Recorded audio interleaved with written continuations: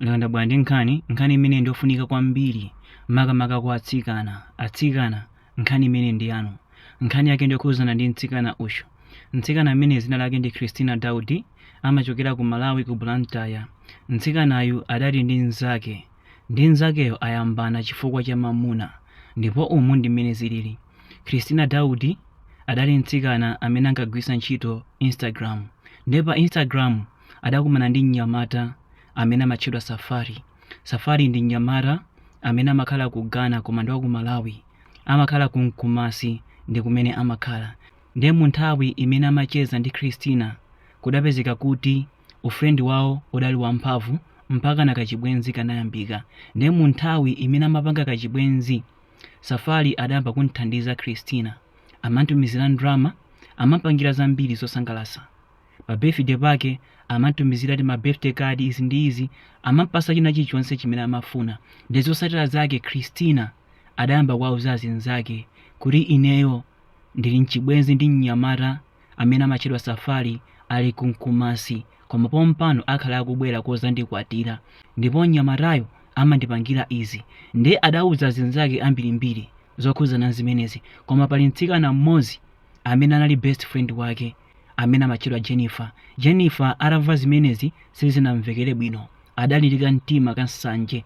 Zotsatira zake amakhala. Ndiye mu nthawi imene amakhala kudapezeka kuti Jennifer adalowa mu foni ya nzake uja Christina ndikuba nambala ya mnyamata uja Safari. Jennifer ndi mnyamata uja adayamba kuchenza, kenako adayamba kumpanga blackmail Christina akayima ndi mamuna amajambula picture amantumizira Safari kuti mkazi wako akucheza ndi mamuna, mkazi wakoyu amakonda amuna, mwina apita limodzi ku show, amajambula video kuntumizira kuti mkazi wako pano ali ku show apita ndi anzake, ine ndili ku nyumba. Zotsatira zake Safari zinthu zija adayamba kuzitenga umazika pamodzi. Chithandizo kwa Christina chidayamba kuchepa chifukwa chakuti Christina ankaoneka kuti ndi mkazi wabwino, koma kumbali ankapalasa ndi zimene ankaganiza Safari.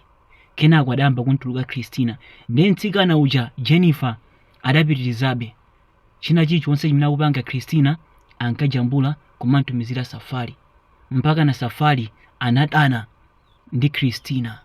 Adamuza kuti iwe ndine chibwenzi chatha, sindingakukwatire, ndiwe mkazi wopanda khalidwe, ndi zimene anamuza.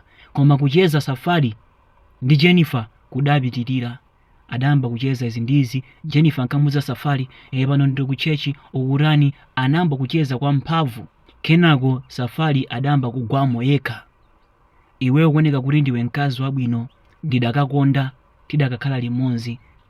Zotsatira zake Jennifer adavomereza chifukwa chakuti ndi zimene ankafuna.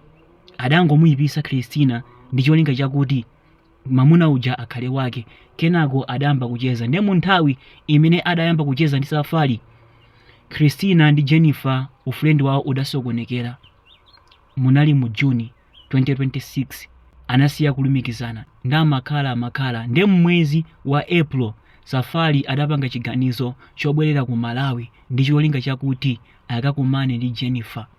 Padali pa 25 April zotsatira zake adafika, adakumana ndi Jennifer, adakaonekera kwa Jennifer. Ndiye Christina ataona anthu aja analodabwa pozindikira kuti best friend wake amene ankacheza naye ali ndi mamuna amene anapanga naye chibwenzi poyamba.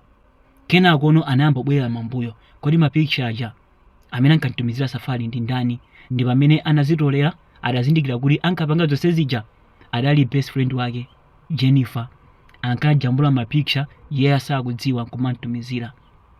Ndi pamene amazindikira okay, ndekuti nzanga uja adapanga zimenezi chifukwa cha sanje.